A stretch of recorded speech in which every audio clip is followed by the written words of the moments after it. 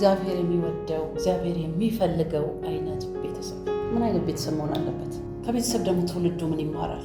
ትዳር ጤነኛ የሚሆነው ሊገለጥ ላለው ለእግዚአብሔር መንግስት ራሳችንን ማዘጋጀት ስንችል፣ ራሳችንን ከሚያረክሱ ነገሮች ራሳችንን ስንጠብቅ ትዳራችን ጤነኛ ይሆናል። ሊገለጥ ካለው እግዚአብሔር መንግስት ለሱ ራሳችንን ማዘጋጀት ስንጀምር፣ ራሳችንን ደግሞ ከሚያረክሱ ነገሮች ራሳችንን ስንጠብቅ ትዳር ጤነኛ ይሆናል።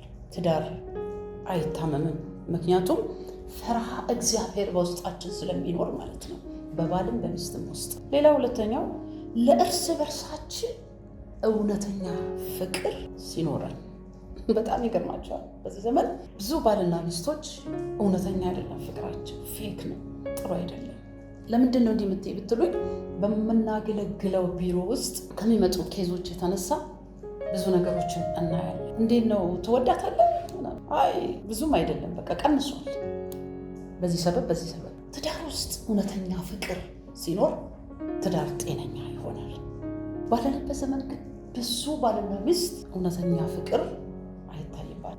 ጥቂት ፐርሰንት ነው በእውነተኛ ፍቅር እድል ላይ ተያይዘው እውነተኛውን ህይወት ላይፍ እየኖሩ ያሉት። ስለዚህ በተቻለ መጠን በትዳር ውስጥ እውነተኛ ፍቅር ሊኖር ይገባል። ማስመሰል ብዙ ሰው አስመሳይ ነው። በቃ ከውጭ በጣም የሚዋደዱ በጣም የሚከባበሩ በቃ ጥሩ ነገር ያላቸው፣ ወደ ቤታቸው ስትሄዱ ግን ብዙ የሚያሳዝን ነገር ታያላችሁ። ያ ነገር ግን ውሎ አድሮ ይፈነዳና አደባባይ ይወጣል። በቤት ውስጥ ተሸፍኖ አይቀርም። ቤተሰብ ባለትዳሮች እባካችሁ ከውጭ ይልቅ በቤት ውስጥ ስሩበት። ጣራና ግድግዳው ያልሸፈነው ያልደበቀው ጉድ የለም። ግን አትሞሉ። እውነተኛውን ህይወት ብትሰሩበት በትዳራችሁ ላይ መልካም ነው ብለን እንመክራለን፣ እናስተምራለን። መጽሐፍ ቅዱስ በኤፌሶን 5:15 ላይ እንግዲህ ጥበበኞች እንጂ ጥበብ እንደሌላቸው ሳይሆን እንዴት እንደምትመላለሱ በጥንቃቄ ተጠበቁ ይላል። ጥበበኛ ሆነን ልንመላለስ ይገባል። ባልና ሚስቶች ልባም፣ ጥበበኛ፣ በጥንቃቄ መመላለስ። ምንድን ነው ትዳራችን ጤነኛ እንዳይሆን ያደረገው ብላችሁ ቆም ብላችሁ በትዳራችሁ ላይ ልሰሩ ይገባል። ምንድን ነው እውነተኛ ፍቅር እንዳይኖረን ያደረገን? ምንድን ነው ያራራቀን? ምንድን ነው ያለያየን? እስቲ ብላችሁ መለስ ብሎ ቤትን ማየት፣ ራስን ማየት። በሱ ላይ ከምትጠቋቋመው እኔ ምንድን ነው በዚህ ትዳር ውስጥ ትዳሬ ጤነኛ እንዳይሆን ያደረኩት ብሎ ማሰብ ያስፈልጋል። እውነተኛ መጽሐፍ ቅዱስ እንደዚህ ይላል፣ እውነትን ተነጋገሩ። ባልና ሚስት እውነትን መነጋገር አለባቸው። ሌላው ምንድን ነው? ጥበበኛ መሆን፣ ልባም፣ እንደ እግዚአብሔር ቃል ጥበብ እንደሌላቸው አትሁኑ ይላል። ሌላው ደግሞ ባልና ሚስት ተከባብሮና ተዋደው ሲኖሩ ትዳራቸው ጤነኛ ይሆናል። ባልና ሚስቶች ወይንም በትዳር ውስጥ ነው እውነተኛ እርካታ፣ ደስታ። በትዳር ውስጥ እውነተኛ እርካታ፣ እውነተኛ ፍቅር፣ ደስታ የታለ መሰላቸው? ብዙ ሰዎች ግን ሞኞች ናቸው። አንዳንድ ሚስቶችም ሞኞች ናቸው፣ አንዳንድ ባሎች ሞኞች ናቸው። ለምን? ከባላቸው ውጭ ደስ የሚላቸው ይመስላቸዋል። ከሚስታቸው ውጭ ደስ የሚላቸው አይገርማችሁ? የአእምሮ ጸጸት፣ ኃጢአት፣ እግዚአብሔርን ማሳዘን። እውነተኛ ደስታ የማትጸጸቱበት፣ የማትከሰሱበት፣ ደስ የሚላችሁ እርካታ በትዳር ውስጥ ብቻ። ስለዚህ እንደ ጥበበኞች እንደ እግዚአብሔር ቃል እንመላለስ። በጣም አንድ የሚያስገርም ነገር ልንገራችሁ። ለትውልዱ ማሰብ አለብን። ግብረ ሰዶም እንዳይስፋፋ ባልና ሚስት ትልቅ ሚና መጫወት ይችላሉ። መጠንቀቅ አለባቸው። የትውልድ ክፍተት እንዳይፈጠር ባልና ሚስቶች፣ ባለትዳሮች ትዳራቸውን በጤንነት ሲጠብቁ የጀኔሬሽን እንዳይፈጠር ወይም የትውልድ ጋፕ እንዳይፈጠር ማድረግ ይችላሉ። መጠንቀቅ፣ ለትውልዱ መጠንቀቅ። እግዚአብሔር ባረካቸው፣ ብዙም ተባዙ ምድርንም ሙሏት ብሏል።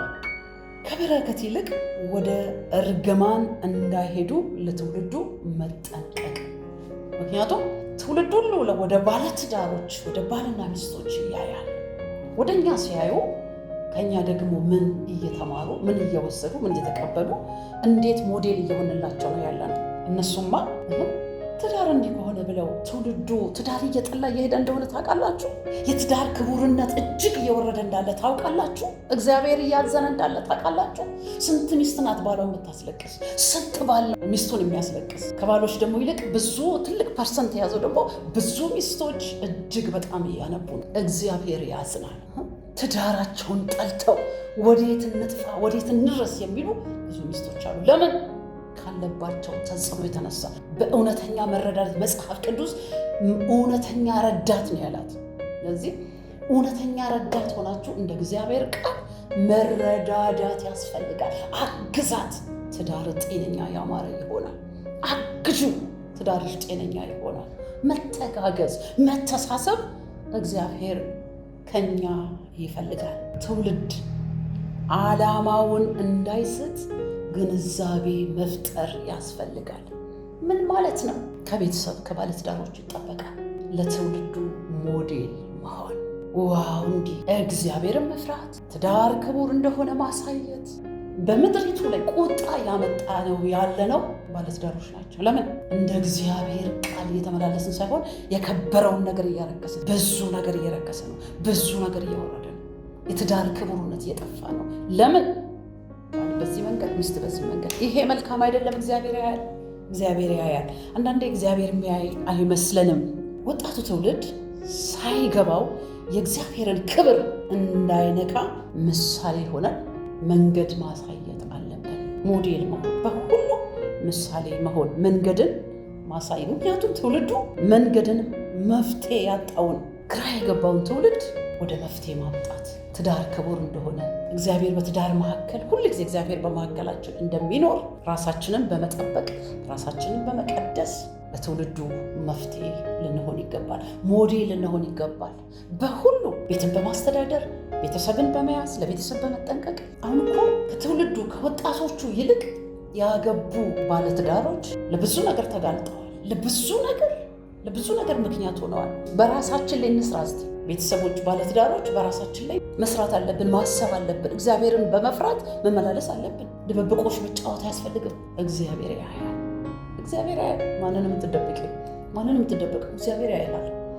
ብዙ ባሎች ሚስታቸውን የሸወዱ ይመስላቸዋል። ነው ራስን የሸወድከው። ሚስቶችን ባሎቻቸውን አቤት ባልሽን አልሸወድሽ፣ ራስሽን ነው የምትሸወዱ።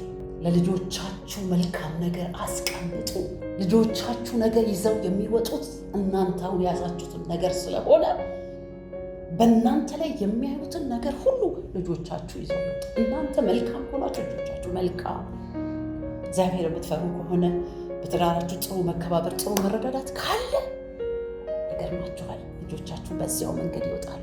እናንተ ያበላሻችሁትን ነገር ካለም እሱን ይዘው ይወጣሉ። ስለዚህ ለልጆች ስትይ ትዳራችሁን በጤንነት ጠብቁ። ጤነኛ ትዳር ለሌሎች ምሳሌ ይሆናል። ጤነኛ ትዳር ለሌሎች መልካም መንገድ መመለሻ ይሆናል። የታመመ ትዳር ለብዙዎች መጥፊያ ነው። ከስውር ፍች ራሳችሁን ጠብቁ። ብዙዎች ተፋተዋል። ቅድም ነግራቸዋለሁ። እንዴት? በቤት ውስጥ። ውጭ እኮ ሰላም ናቸው፣ ቤት ውስጥ ግን ተፋተዋል። ከስውር ፍች ደግሞ መፍትሄ አይሆንም። ፍች የመጥፊያ መንገድ ነው፣ እግዚአብሔርን የማሳዘኛ መንገድ ነው። ባልና ሚስት ከማፍረስ ይልቅ በግንባታ ላይ አብራችሁ ስሩበት። ግልጽ በጠረጴዛ ዙሪያ ተቀምጦ መነጋገር የሚያህል ነገር የለም። ቁጭ ብላችሁ ምንድነው ትዳራችንን ያሳመነው? ምንድነው እንደዚህ ያደረገን? በእውነተኛ ፍቅር አብረን እንዳንኖር ያደረገው ምንድነው ብላችሁ ስሩበት። የባጀት ጉዳይ ነው፣ የቤተሰብ ጣልቃ ገብነት ነው፣ ወሬ ነው። ቅርብ ጊዜ ቢሮ ላይ የገጠመኝን ነገር ልንገራችሁና ባሎቻችን ጊዜ አይሰጡንም። ለእኛ ጊዜ ከመስጠት ይልቅ ለሞባይሉ ጊዜ የሚሰጠው ጊዜ አይሰጠኝም። ሲገባ ሞባይሉ ይዞ ቁጭ ይላል፣ ሲገባ ላፕቶፑ ይዞ ቁጭ ይላል። መቼ ነው የምናወራው? መቼ ነው የምንነጋገረው? መቼ ነው የቤተሰብን ጉዳይ የምንወስነው ብለው ብዙ እህቶች በዚህ ጉዳይ ሲያማክሩ የነበረ። ባሎች እባካችሁ አስቡ እስቲ። ለሚስቶች ጊዜ ስጡ፣ ለልጆቻችሁ ጊዜ ስጡ። ቀስ እያለ ይሄ ነገር እየሸረሸረ ለቤታችሁ ማፍረስ ጠንቅ እንዳይሆን። ጤነኛ ቤተሰብ በእንደዚህ አይነት ማፍራት አይቻልም። እግዚአብሔር የሚወደው ቤተሰብ፣ እግዚአብሔርን የሚያከብር ቤተሰብ፣ ጌታ የሚኖርበት ቤት እንዲኖራችሁ ከፈለጋችሁ ቆም ብላችሁ አስቡ። እንዴ በምድራችን ላይ እኮ ቁጣ እያመጣ ያለው በጣም የተጎዱ ሚስቶች፣ የተጎዱ ባሎች ጩኸት ይመስለኛል። እግዚአብሔር ያዝናል። እንመለስ። በብዙ ቤት ጩኸት አለ፣ በብዙ ቤት ሐዘን አለ፣ በብዙ ቤት ስብራት አለ፣ በብዙ ቤት መጎዳት አለ። የብዙ ባለትዳር ህብረት ቆሽሿል። ምክንያቱም ድብብቆች ስለሚጫወቱ። ሚስት በፈለገችው መንገድ ትሄዳለች፣ ባል በፈለገው መንገድ ይሄዳል። ድሮ በእናቶች በአባቶቻቸው ጊዜ የሚባል አንድ ታሪክ አውቃለሁ። ውሽማ ታውቃላችሁ? ባለንበትም ዘመን ይሄም ነገር አለ፣ ግን አይጠቅምም። ዋጋ ያስከፍለናል። ዋጋ ትከፍያለሽ፣ ዋጋ ትከፍያለሽ። ምክንያቱም እግዚአብሔር የባረከው የቀደሰው ነገር ስለሆነ፣ ትዳር እግዚአብሔር አጀንዳ ያለበት ስለሆነ። ስለዚህ ጤነኛ ቤተሰብ ለማፍራት ተጣጣሩ። ጤነኛ ቤተሰብ እንዲኖረን ስሩ። በሚቀጥለው ትምህርት እንገናኛለን። ተባረኩ።